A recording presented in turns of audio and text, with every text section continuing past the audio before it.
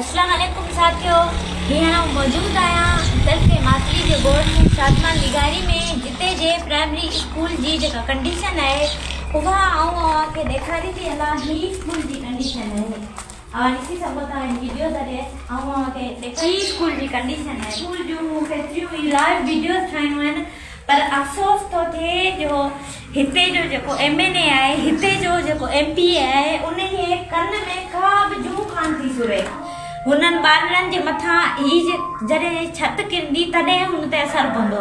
फातिहा पढ़ण लाइ ईंदो, फातिहा पढ़ी वरी हलियो वेंदो, पर तॾहिं बि स्कूल कोन ठहंदो। मां इहो पुछणु थी चाहियां, हिते जेके फंड वग़ैरह मिलनि था उहे केॾां था वञनि? उहे बि अव्हां पंहिंजे बब में था विझो। कुझु त शर्म करियो, कुझु त हया करियो, कुझु ॿारनि जे बारे में त सोचो। स्कूल जी जेका कंडीशन आहे मूं अव्हांखे पहिरियों ॾेखारियूं आहिनि वीडियो ज़रिए, हींअर अॼु बि ॾेखारींदी हलां। जेकॾहिं हिते ॿारड़ा अचनि था हिन कंडीशन में, जेकॾहिं वेहनि था, ॿारनि जे मथां छत थी किरे त पोइ उनजो ज़िम्मेवार केरु थींदो? उनजो ज़िम्मेवार हिते जो MP थींदो, उनजो ज़िम्मेवार हिते जो MNA थींदो। ऐं फातिहा पढ़ण लाइ दौड़ंदा ईंदा, फातिहा पढ़ी वरी हलिया वेंदा, पर तॾहिं बि स्कूल कोन ठहंदो।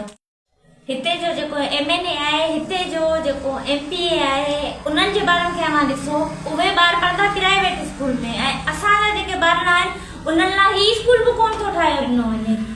कुझु त शर्म करियो, कुझु त हया करो।